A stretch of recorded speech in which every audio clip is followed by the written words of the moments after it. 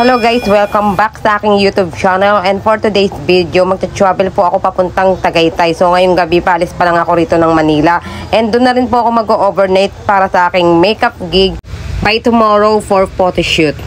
A few moments later. Hello guys, I'm back. So ayan guys, nandito na kami sa Paseo Outlets Tagaytay at kararating lang din namin. Medyo masama ang panahon ngayon guys, at nakita nyo naman walang masyadong tao.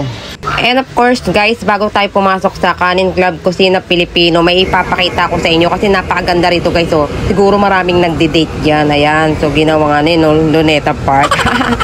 By the way, kasama ko pala ang aking auntie at ang aking mga pinsan. And after namin mag-dinner, dito na kami nag-staycation here in Tagaytay Prime Residence. So anyway guys, mag-tour na rin tayo dito sa loob. So this apartment is very nice, but the space is good for 4 to 6 packs.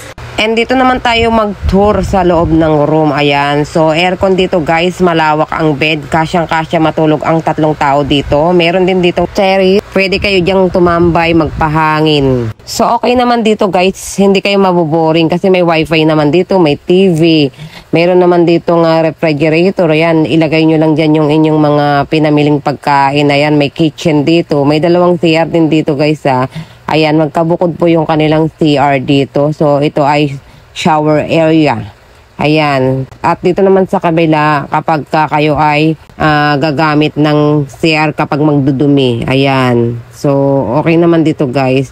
At may mga gamit na rin dito guys na pwede nyong gamitin sa pagluluto at kapag kayo ay kakain. Hello guys, good morning. Today is 6 AM in the morning. Ayan guys, napakasarap pala gumising kapag nandito kayo sa terrace, nagkakape, nakakapag-isip kayo ng maayos, ng matiwasay, nawawala yung problema ninyo, lalo na kung nakikita ninyo ang view dito, napakaganda. So ayan guys, next venue naman tayo. Papunta kami ngayon ng Hair Quick Garden, kung saan dito po gaganapin ang pre-debut shoot ng aking cousin. So ayan guys, nandito na kami sa loob ng Hair Quick Garden. So dito na rin kami mag-makeup session. By the way, may ipapakita ako sa inyo kasi may kakaiba rito. 3, 2, 1. O diba guys, napakaganda ng CR dito, kakaiba. At yung mirror dito, panahon pa ni Snow White. At isa pa, meron din ditong waiting area. O diba kakaiba? Guys, payag ba kayo habang may nagpupupos dito kayo naghihintay? Tapos paglabas nyo ng CR, ang babango ninyo. Grabe guys, super ganda rito. Very unique at very antique yung mga display dito at mga gamit. At isa pa, ito pa yung pumukaw sa aking pansin. Yung kanilang cold mirror, ang creepy. Parang may something. Naalala ko tuloy yung mga pinapanood kong horror movie. Anyway guys, Hair Quick Gardens Tagaytay are one Tagaytay premier event venue and hotel. So if you're looking for the perfect on the day prep venue, I recommend this Hair Quick Garden Tagaytay. And this is located at 134 Alfonso Road, Barangay Sikat, Alfonso, Philippines. And this place and venue are perfect on your wedding day and perfect for your photo shoot. Especially, this is perfect for your garden wedding. And sa lahat po ng gustong mag-inquire dito sa Hair Quick Garden, meron po silang FB page, official account. So mag-message lang po kayo sa kanila for more details para malaman ninyo kung magkano yung rates nila dito at kung paano mag-inquire at kung ano na yung mga promo nila dito. Actually guys, marami pong magagandang venue dito na pwede ninyong gamitin at depende na lang po yan sa inyo kung saan nyo gustong ganapin ang inyong special occasion. At ganun din po pagdating sa photoshoot, marami pong place dito na magaganda.